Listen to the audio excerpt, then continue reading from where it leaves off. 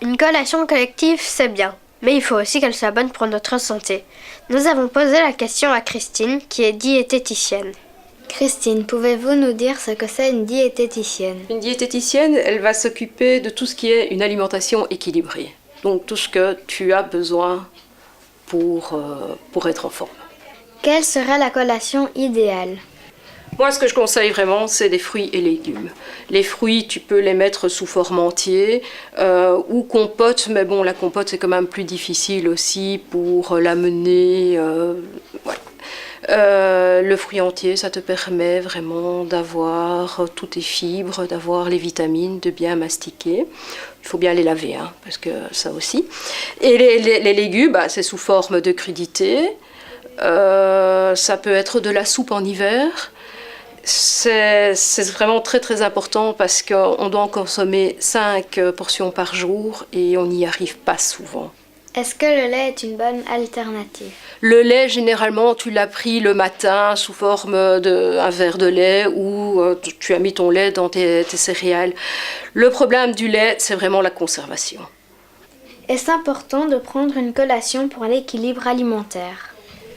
La collation n'est pas importante seulement si tu as vraiment bien déjeuné.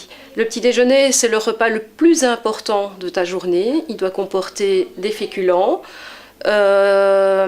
des produits laitiers, des fruits, de l'eau, qui est vraiment la boisson indispensable.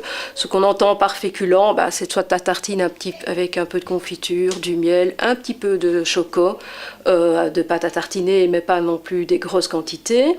Il doit comporter de toute façon un fruit. Nous, on préfère des fruits frais. Comme ça te permet quand même de mastiquer ton fruit, parce que c'est très facile de manger une compote, c'est très très bien, au niveau nutritionnel c'est correct aussi, mais tu as le manque de mastication. Et ton produit laitier, qui est soit du lait, soit un yaourt, soit du fromage, ou du fromage blanc. Nous, on préfère vraiment que ça soit le plus naturel possible. Que pensez-vous des jus de fruits en berlingot?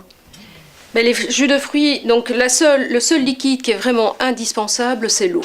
Donc ça, c'est vraiment ce que tu dois boire. Tu dois boire entre 1 litre et 1,5 litre par jour. Les jus de fruits en berlingot, ce sont souvent des produits très très sucrés. Donc ils n'apportent pas les vitamines, parce qu'il n'y en a de toute façon plus. C'est pas un produit tout à fait idéal. Si tu veux vraiment un jus d'orange, c'est vraiment le jus d'orange que tu presses et que tu bois directement. Le reste, c'est des produits qui contiennent énormément de sucre. Est-ce que le sucre est dangereux pour la santé? Comme tout aliment, un excès de peut nuire à la santé. Effectivement, le sucre, on en trouve partout, dans tous les aliments, presque dans tous les aliments.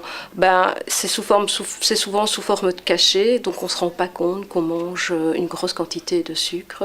Ça peut provoquer le diabète, ça peut provoquer l'obésité, donc un surpoids, qui vont provoquer d'autres maladies. Et voilà, il ne me reste plus qu'à vous souhaiter une bonne collation.